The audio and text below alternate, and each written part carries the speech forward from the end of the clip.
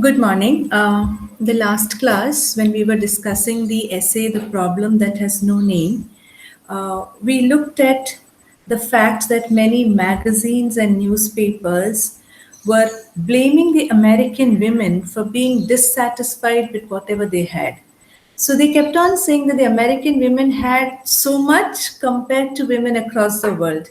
And in spite of having that much, they were not ready to be grateful for that. So what happened is they kept on bringing out their problems, and these problems were not very important problems. So, what the newspapers and what the magazines and what the American society in general said that it is not right for women to behave like this. And if at all women are behaving like this, American women are behaving like this, it is because they have been given too much of education. And this too much of education has actually created an understanding in themselves that everything is important except themselves. So they kept on saying that the women were not being able to accept their role gracefully. American women, when they compared themselves with other women across the world, they had everything, right? And why was this discontent so deep and pervasive in their lives? So that is where we stopped in the last class. We'll continue with the essay. And so she must accept the fact that American women's unhappiness is merely the most recent win of women's rights, and adjust and say with the happy housewife found by Newsweek, we ought to salute the wonderful freedom we all have and be proud of our lives today. I have had college and I've worked, but being a housewife is the most rewarding and satisfying role. My mother was never included in my father's business affairs. She couldn't get out of the house and away from us children, but I am an equal to my husband. I can go along with him on business trips and to social business affairs. So, what does the American society actually expect the women to do? They expect the women to be happy with the role that they have been put into. And they always try to kind of glorify the role of a mother and of a wife. And they expect the American woman to salute this wonderful freedom that they have, and they should always feel that the most rewarding and satisfying role that they have had is that of a housewife, is that being a mother and a wife. They have worked, they've got good education, they should be grateful to that. And at the same time, they should be very happy that today they have the freedom which their previous generation, their mothers did not have. So today they are kind of equal to their husbands. They can accompany their husbands anywhere. They can go on social business affairs. They can do anything being a wife and a mother, not beyond that. So they need to be happy with that and they need to accept that role. We'll continue. The alternative offered was a choice that few women would contemplate. In the sympathetic words of the New York Times, all admit to being deeply frustrated at times by the lack of privacy, the physical burden, the routine of family life, the confinement of it. However, none would give up her home and family if she had the choice to make again. So, what the magazines go on to say, or what the newspapers, or what the society in general, the educated people in society go on to say is the alternative that was offered to these women was not a very good alternative, right? So they accept the fact that women are deeply frustrated at times. It's because they have lack of privacy, they've got a lot of burden, there's this routine family life, and you're confined to that. It's true that you feel frustrated, but what they go on to say is that even if the American woman was offered the chance to give up all this, she wouldn't. You know what? When we continue with the essay, it goes like this. Red Book commented, few women would want to thumb their nose at husbands, children, and community and go off on their own. Those who do may be talented individuals, but they rarely are successful women.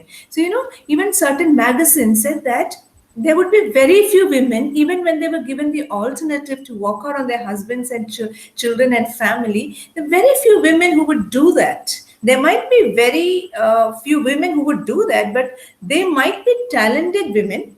Correct, they might be talented, but they are not successful women. Even if they walk out, they don't find success in having a life of their own. So, what the newspapers and magazines and the American society was trying to establish that a woman's success would only be related to her role as a wife and a mother. Beyond that, she could never be successful. She could be talented, definitely, she could be talented. She could have a myriad, she could have myriads of talents, right? She could do a lot of things, but that would never bring in this success and this satisfaction that she would get being a wife and a mother. And that was the, idealized role in that American society.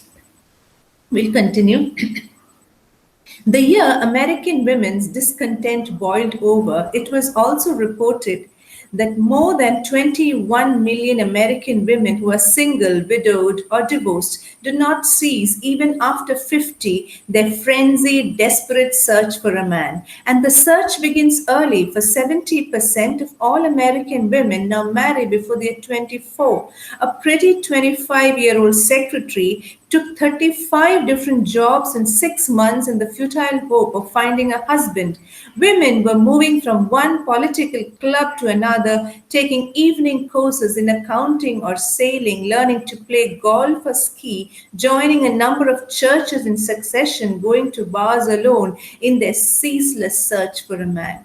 The year when this problem that has no name cropped up, when the question of women's discontentment, when the problem of women's dissatisfaction came up, the American Society of Magazines reported that in spite of this discontentment that many married women had in their minds, it was seen that almost over 1 million American women who did not have husbands, who were single, who were widowed, or who were divorced, they kept on searching for a man, because it was not a kind of quiet search. It was a desperate, frenzied search, because they felt that their lives would be incomplete without a man in their lives, without a family in their lives, without being a wife or a mother. And the magazines would report that the search for a man or a search for a husband would begin very early. Right? So it was reported that almost 74% of American women would marry before they are 25 or 24. And Betty Friedan gives the example of a 25-year-old secretary who kept on changing 35 different jobs in 6 months.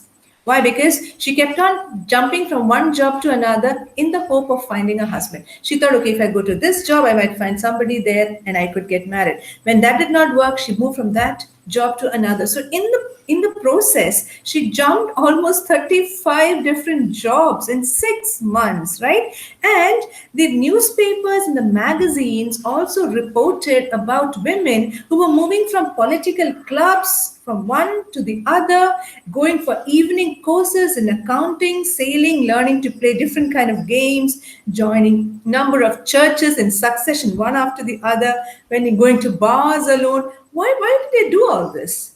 According to the American Society, or according to the reports that came in, American women were doing this in search for a man. So, in spite of the fact that many women had this problem which had no name, now on the other side, the reports from the American Society revealed that there were so many million women who were frantically searching for a man. They could be jumping from one job to another, jumping from one church to another, enrolling for different courses in the hope that they would meet somebody with whom they could get married and have a family together. Why were they doing that? Or why was this happening? This was happening because the American society kept on idealizing the fact that the best thing for a woman would be to be a wife or a mother. Right? We'll continue.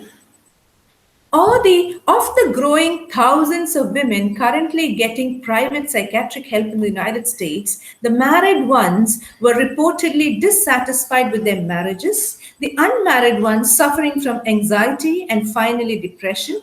Strangely, a number of psychiatrists stated that in their experience, unmarried women patients were happier than married ones. So the door of all those pretty suburban houses opened a crack to permit a glimpse of uncounted thousands of American housewives who suffered alone from a problem that suddenly everyone was talking about and beginning to take for granted as one of those unreal problems in American life that can never be solved, like the hydrogen bomb. By 1962, the plight of the trapped American housewife had become a national parlor game. Whole issues of magazines, newspaper columns, books, learned and frivolous educational conferences, and television panels were devoted to this problem. Right. So what does Betty Friedan go on to say? So she said that there were thousands of women going for psychiatric help in the United States, and it was not just the married women. The married women went because they were dissatisfied.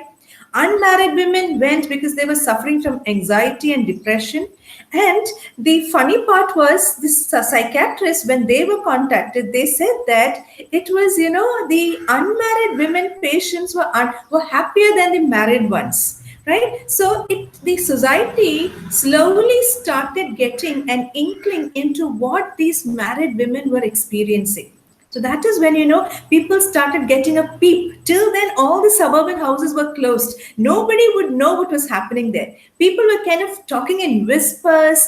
People were just talking in hushed tones about the problem that has no name. But nobody would actually bring it out to the open and say that, okay, I am unhappy. This is my problem. Nobody would say that. But slowly, when the psychiatrist started saying that the unmarried women patients were happier, slowly people started getting a glimpse into these suburban houses, right? And then people started understanding that there were thousands of American housewives who suffered this problem. And this problem suddenly came into the open. People started talking about it. And even when people started talking about it, many of them took it for granted. Oh, they said this is some kind of unreal problem that can never be solved. The problem of the atomic bomb cannot be solved. So this problem is also a problem that cannot be solved. But what happened is, by 1962, this problem became a national parlor game in the sense that it was spoken about in the open. Everybody started speaking about it. Right. And, you had magazines and books and newspaper columns and conferences and television panels speaking about this problem. Till then, nobody spoke about it except in whispers and hushed tones. But now people started talking about it. Okay, there is a problem. They started recognizing that there is a problem. We'll continue. Even so, most men and some women still did not know that this problem was real. But those who had faced it honestly knew that all the superficial remedies, the sympathetic advice, the scolding words, and the cheering words were somehow drowning the problem in unreality. A bitter laugh was beginning to be heard from the American women. So, though this problem was spoken about, many men and women did not know that this problem was something that was concrete. And women who had faced this problem honestly understood that people who were giving all kinds of superficial solutions and sympathetic advice were actually not taking this problem seriously. They were just giving them, okay, sympathy, right? They were like, giving them advice. They were giving them some kind of remedies. We had looked at the remedies which in the last class, right? How the kind of remedies that society started to give, or the solutions that society started to give. So, the women understood that the solutions that were coming from different walks of society were actually not real. They were not taking up the problem seriously. They were actually drowning the problem in unreality. Right? They did not understand that there was a real concrete problem. People who started giving advice, or people who started scolding these women for not taking up their role seriously, or just for taking up their roles for granted, or who were not appreciative or grateful to God for the roles that for this role that God had given them. All these people who gave such advice did not understand the real crux of the problem. That is what the American women who faced this problem felt. They really felt that people did not understand. People are actually thinking of this problem as something very unreal, something which could be just kind of, just could be dismissed with a single word of advice or a single sympathetic word of advice, right? So this is what these American women felt, and a bitter laugh was beginning to be heard from American women. And the American women who faced these problems, and when they heard the solutions, they had to just laugh bitterly because they understood that these problems, I mean, these solutions which were given by the others or given by society were not real solutions. Right? We'll continue. They were admired, envied, pitied, theorized over until they were sick of it, offered drastic solutions or silly choices that no one could take seriously. They got all kinds of advice from the growing armies of marriage and child guidance counselors, psychotherapists, and armchair psychologists on how to adjust to their role as housewives. No other road to fulfillment was offered to American women in the middle of the 20th century. Most adjusted to their role and suffered or ignored the problem that has no name. It can be less painful for a woman not to hear the strange, dissatisfied voice stirring within her. These women, these American women who tried to voice out their problem, they were actually kind of dealt with in a very silly manner. I would say silly manner. Or the problem was not brought. The problem was not discussed in a very in depth. Right? These women were admired. The people admired them. See, what is wrong with you? You've got so much. You've got so many blessings. You've got a good husband. You've got lovely children. You've got lovely home. You've studied till this much, and you're able to do this. You've got all the kind of luxuries that life can offer you. Right? So they were admired, they were envied, they were pitied, they were theorized. So people started discussing these women, people started discussing this problem, but not in depth. And these American women who underwent this, they were sick of it. They were sick of the fact that nobody offered proper solutions. People were just giving them drastic solutions or superficial solutions, silly choices which they could not take seriously. They got so much of advice, and there's so much of child guidance counselors, marriage counselors, psychotherapists, psychologists. So many of them sprung up everywhere, and all these people had just one thing to say: how to adjust to your role as a housewife. See, there was no other road or no other kind of, no other solution offered to them. It was just kind of adjust. See, you've got this much, you live life happily, be grateful for what you have. This was all that was spoken to them. Nobody gave them another alternative. Right? In the middle of the 20th century, there was no other road of fulfillment that was offered to these American women. So what happened? Many of them adjusted to their roles. They suffered. They ignored the problem. Right? They tried to ignore, but what happens? It becomes so painful at the during times that you just pretend not to hear this strange, dissatisfied voice stirring within you. Right? You keep on adjusting to everything that people say. You kind of suffer it. You try to ignore it. But at many times, women found it very difficult to ignore the strange stirring within them, this dissatisfaction, this kind of, the yearning which came up. They were finding it so difficult to ignore it, right? We'll continue. It is no longer possible to ignore that voice, to dismiss the desperation of so many American women. This is not what being a woman means, no matter what the experts say. For human suffering, there is a reason. Perhaps the reason has not been found because the right questions have not been asked or pressed far enough. I do not accept the answer that there is no problem because American women have luxuries that women in other times and lands never dreamed of. Part of the strange newness of the problem is that it cannot be understood in terms of the age-old material problems of man: poverty, sickness, hunger, cold. So you know what Betty Friedan says?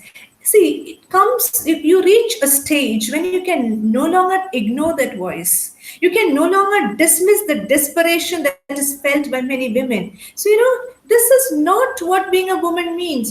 Many people would say, okay, ignore it.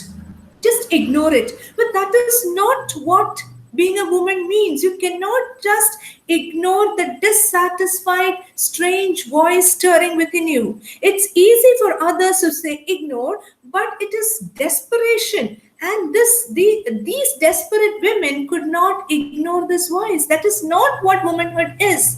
Womanhood does not mean that you have to ignore everything that hurts you, right? For human suffering, like Frieden says, there is a reason for human suffering, and sometimes the reason is not found because the right questions have not been asked or pressed far enough. The reason is, human beings do suffer, and there is a reason for their suffering. But sometimes people are not able to find out the reason because people have not asked the right questions. People have not asked the woman the actual kind of questions that she should have been asked. So that is why the problem has been ignored, right? So that is what Betty Friedan says. So she says, I do not accept the answer that there is no problem, because it's not right that it's not right to say that American women have no problems because they have luxuries that other women in their times and lands never dreamed of. See, so she says you cannot say that there is no problem. Just because they have everything, you cannot say that there is no problem, right? Because she says the strange newness of the problem is that it cannot be understood in terms of the age-old material problems of men. You cannot understand this dissatisfaction or this strange stirring within the American women in terms of material problems. You cannot equate that with poverty, sickness, hunger, cold. So just because a woman has everything, all luxuries, doesn't mean that she doesn't have a problem. The women who suffer this problem have a hunger.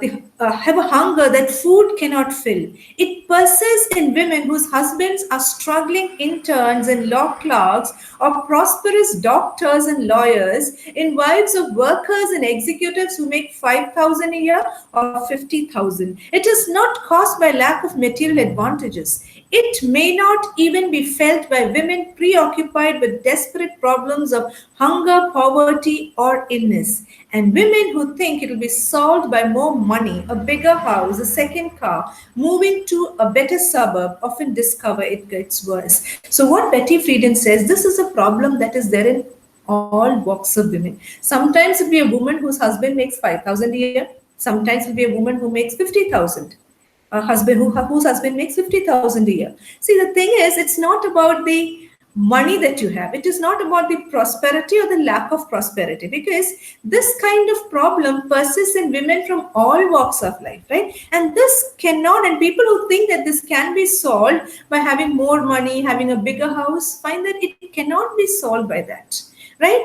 It becomes worse when you have better facilities. Women find that it gets worse. So it is not something that material goods can fulfill. We'll continue. It is no longer possible today to blame the problem on loss of femininity, to say that education and independence and equality with men have made American women unfeminine. So she says it's not possible today. You cannot blame the problem on the loss of femininity. You cannot say that it's because a woman has got independence. You cannot say that because a woman has been well educated and because she has become equal with man that she becomes unfeminine. She says it's wrong. It's not right. I have heard so many women try to deny this dissatisfied voice within themselves because it does not fit the pretty picture of femininity that experts have given them. As I told you earlier, there is a kind of mold that the society has created, the feminine mold. And a woman is made to fit into that feminine mold. And if she is not able to fit into these feminine mold, they feel they're supposed to feel incomplete. But what Betty Friedan says is many women realized that even when they tried to fit themselves into this feminine mold that had been created by society, the dissatisfied voice was there. So this is not on the loss of femininity. It's not because you have not subscribed to the mold that has been created for you in society, or the mold that has been created for women in society. It's not because you have not subscribed. You have subscribed to that. So it's not the loss of femininity. It's something else.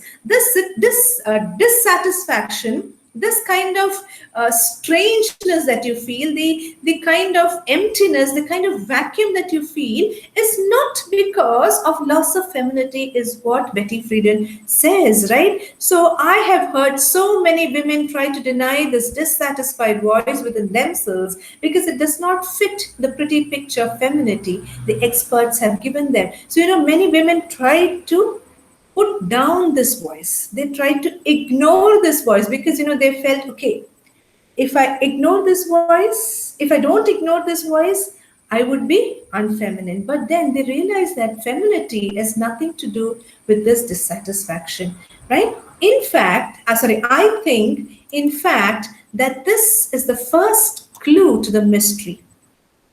The problem cannot be understood in the generally accepted terms by which scientists have studied women. Right? So Betty Friedan says this is the first clue. You cannot understand this problem by using the terms by which scientists have studied women. We'll continue. Doctors have treated them, counselors have advised them, and writers have written about them. So this problem cannot be understood in any of these ways which have been defined by society, right? Continue. Women who suffer this problem, in whom this voice is stirring, have lived their whole lives in pursuit of feminine fulfillment. They are not career women. Although career women may have other problems, they are women whose greatest ambition has been marriage and children. For the oldest of these women, these daughters of the American middle class, no other dream was possible.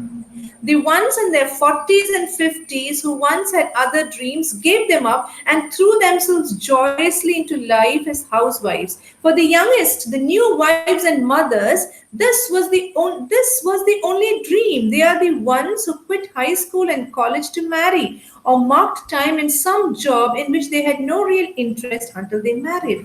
These women are very feminine in the usual sense, and yet they still suffer the problem. Are the women who finished college, the women who once had dreams beyond housewifery, the ones who suffer the most?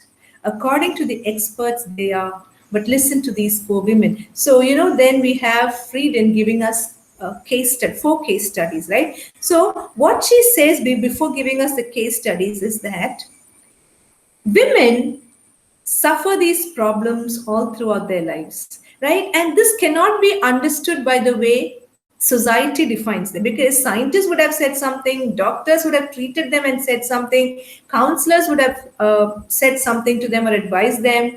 There would have been a lot of magazines and newspaper columns and books which have been written about them, but they cannot understand the problem. Whatever they write is not the actual problem, right? So Betty Friedan says that this problem is not faced by women who are career women. This problem is actually faced by women who have lived their lives trying to fit into the feminine mold. They have no other interest, right? They have only been ready to get married and have children, right? So they never thought of anything, right? There was no other dream possible. They gave up everything, even when they could have opportunities to go out and work and create a name for themselves. They gave all that up joyously and threw themselves into being housewives and mothers and good homemakers. So they had no other dream. And they quit school very early. They did not go to college. Some of them went to college and they quit early, or they took up some job just to get a husband, because their only interest was getting married. And they were feminine. According to the way society had created the concept of feminine, they were all very feminine. But they all suffered this problem, right? It's like, they had no other dreams beyond being housewives and homemakers. And they suffered the most. So what is the problem? How can you actually concretize this problem? They are the ones who face this problem. It's not that this was faced by women who went to make a career for themselves. No, these were the women who actually fit into the mold that had been created for them. So, where did the problem lie, or where did the problem originate? So, Betty Friedan gives us four case studies here, right? So, according to the experts, there, listen to these four women, right? So, she gives them she speaks about four women. So we'll just read the text. My days are all busy and dull. That's case number one. My days are all busy and dull too. All I ever do is mess around. I get up at 8, I make breakfast, so I do the dishes, have lunch, do some more dishes and some more laundry and cleaning in the afternoon. Then it's supper dishes, and I get to sit down a few minutes before the children have to be sent to bed. That's all there is to my day. It's just like any other wife's day, humdrum. The biggest time I'm chasing kids. Ye gods, what did I do with my time? Well, I get up at 6. Right, next person. I get my son dressed and then give him breakfast. After that, I wash dishes and bathe and feed the baby. Then I get lunch, and while the children nap, I sew or mend or iron and do all the other things I can't get done before noon. Then I cook supper for the family, and my husband watches TV while I do the dishes. After I get the children to bed, I set my hair and then I go to bed. Next one. The problem is always being the children's mommy or the minister's wife and never being myself. A film made of any typical morning in my house would look like an old Marx Brothers comedy. I wash the dishes, rush the older children off to school, dash out into the yard to cultivate the chrysanthemums, run back in to make a phone call about a committee meeting, help the youngest child build a blockhouse, spend 15 minutes skimming the newspaper so that I can be well informed, then scamper down to the washing machines where my thrice weekly laundry includes enough clothes to keep a primitive village going on for an entire year. By noon, I'm ready for a padded cell. Very little of what I've done has been really necessary or important. Outside pressures lash me through the day. Yet I look upon myself as one of the more relaxed housewives in the neighborhood. Many of my friends are even more frantic. In the past 60 years, we have come full circle, and the American housewife is once again trapped in a squirrel cage. If the cage is now a modern plate, glass, and boardroom ranch house or a convenient modern apartment, the situation is no less painful than when her grandmother sat over her embroidery hoop in her gilt and plush parlor and muttered angrily about women's rights. Right? So these are the kind of case studies that Betty Friedan gives. She speaks about four women who have their entire day revolving around their husbands, around their homes, around their children. So when you read that, you understand. Getting up in the morning, cooking, washing, cleaning, taking care of the laundry, sewing, taking care of the children, again doing cooking, again supper, dishes. This is what it's a full circle. So one woman says it's similar to our grandmothers. Only thing is that we live in better houses, we have better equipment, or we have more luxuries, we have modern equipment to help us, or modern appliances which our grandmother did not have. But it is the same life. It is, it's round the clock. We're just so busy. Right? So, what Betty Friedan says is, we'll continue with the essay. The first two women never went to college. They lived in developments in Levittown, New Jersey, and Tacoma, Washington, and were interviewed by a team of sociologists studying working women's wives. The third, a minister's wife, wrote on the 15th reunion questionnaire of her college that she never had any career ambitions, but wishes now she had. The fourth, who has a PhD in anthropology, is today a Nebraska housewife with 3 children. Their words seem to indicate that housewives of all educational levels suffer the same feeling of desperation. So, when we look at these 4 women, the first 2 women are women who did not go to college. One is a minister, a priest's wife, or a pastor's wife, right? And the other one has done her PhD in anthropology. But all the 4 of them have the same kind of feeling of desperation, right? There is no change in any of them. Like, whether you're educated, whether you are a working man, whether you are the wife of a man who is working, or whether you're the wife of a priest or a pastor, whether you are well educated, whether you have a big house or a small house, the problem is the same for everyone. everyone faces the same kind of dissatisfaction and desperation, right? It is not varied. So it is something that is there in the minds of all women, all American women, regardless of whether they are educated or not, less educated, rich or poor. We'll continue. The fact is that no one today is muttering angrily about women's rights. So this fourth woman would say, that this life is same to the life that my grandmother had. She would be sitting in front of an embroidery hoop and she would be muttering angrily about women's rights. But today, no one mutters angrily about women's rights, even though more and more women have gone to college. That is it is the ironic part. Today, so many women have gone to college. Most of them have gone to college, but nobody would even speak about women's rights. Nobody would fight for women's rights. In a recent study of all the classes that have graduated from Barnard College, a significant minority of earlier graduates blamed their education for making them want rights. What Frieden says is recently there was a study of the people who are graduate, especially of the women who had graduated from Barnard College. It's a good college and it's a renowned college. And there was a study made on the women who had graduated from Barnard College, and what they understood was a significant minority of women who had graduated from this college blamed the educational system. They said it was the educational system that was making us want rights, right? So they kept on blaming. So why should we fight for rights? So there was nobody who was muttering angrily about rights. Later classes blamed their education for giving them career dreams, but recent graduates blamed the college for making them feel it was not enough simply to be a housewife and mother.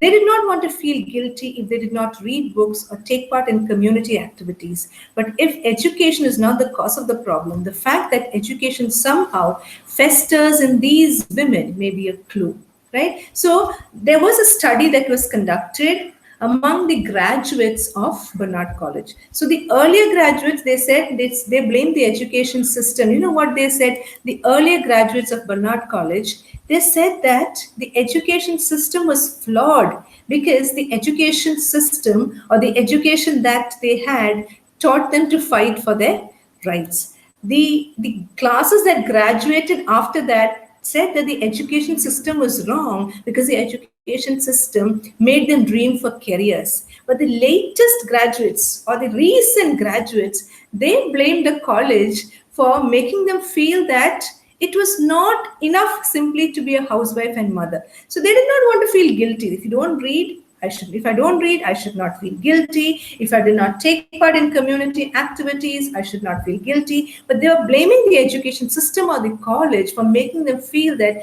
it was not enough simply. They had all this yearning. So what Betty Friedan says is, it's not education that is the root of the problem or the cause of the problem, but the fact that these women have been educated and deep in their mind, the education festers. What they have learned, it festers. So that might be the reason why they feel unhappy. Now, they were trying to fit into the mold, the feminine mold that had been created by society. So they did not want to be known as unfeminine people. So what they did, they kept on blaming the education system. See, education system made us fight for rights. Education system made us dream for career. Education system told us that it's not enough to be simply a housewife and a mother. But actually speaking, they had the education that they got deeply ingrained in their psyche, and that was festering. That was what was making them unhappy because they realized they had to do something else beyond this. Right? We'll continue. If the secret of feminine fulfillment is having children, never have so many women with the freedom to choose had so many children in so few years so willingly. If the answer is love, never have women searched for love with such determination. And yet there is a growing suspicion that the problem may not be sexual, though it must somehow be related to sex. So, what Frieden says is, if feminine fulfillment is got by having children, there are so many women who had so many children over in a few years' time, and so willingly. If the if the secret of feminine fulfillment is love, women have been searching for love with so much of determination in this particular year, a particular century, right? But even in the midst of all this, there is this dissatisfaction. I have heard from many doctors evidence of new sexual problems between man and wife. Sexual hunger in wives so great their husbands cannot satisfy it. We have made women a sex creature, said a psychiatrist at the Margaret Sanger Marriage Counseling Clinic. She has no identity except as a wife and a mother. She does not know who she is herself. She waits all day for her husband to come home at night to make her feel alive. And now it is the husband who is not interested. It is terrible for the women to lie there night after night, wanting for her husband to make her feel alive. See, even the sexual problems started cropping up with this. So, women found that they needed to kind of know who she was. So for her, since her life revolved around her husband and her children, she used to wait all day for her husband to come home at night, and then to have sex with him, and so that she would feel alive. But it was the man who was not interested, because what Betty Friedan says is, many of the psychiatrists kept on saying that women became sick, like they had so much of sexual hunger in them, so great that men could not satisfy it. And why was it? It was kind of unnatural, because a woman would feel alive only while having sex, because that was what she had been molded to understand. That is what she had been made to believe, that your femininity is in being a wife and a mother. So she used to wait all night because she had nothing else to do. She used to wait whole day for her husband to come back. And night after night, she would be waiting for her husband to make her feel alive. But sometimes the husbands would not make the move. Why is there such a market for books and articles offering sexual advice? The kind of sexual orgasm which Kinsey found in statistical plenitude in the recent generations of American women does not seem to make this problem go away. So, what Friedan says is, there were so many books that came out on sexual love, like books offering sexual advice, but none of these women found any kind of satisfaction or joy in it, because they still felt unsatisfied. They still felt a vacuum within themselves. So they kind of started experimenting with a lot of things. Because they were taught that being a wife and a mother is the best thing that could happen to you. They kept on they tried to fulfill that role. So they tried to wait for their husbands, and they kept on waiting, and they wanted that the man to make them feel alive. But that also did not work out, because in spite of all this, men were not able to reciprocate sexually as the women wanted it many times. So they again started feeling dissatisfied, right? So this kind of dissatisfaction kept on brewing. They did not find fulfillment in anything. They started to blame education. They started to blame women. They started looking for children. They had so many children, but even then, there was this dissatisfaction which was deep down in their hearts. So there was actually no kind of solution to this. So women kept on feeling more and more dissatisfied, and there wasn't any particular solution or a good solution which anyone could offer. We'll stop with that for now. Do you have any questions? If not, we'll continue in the next class. I've got a little more of this essay to finish. Thank you very much.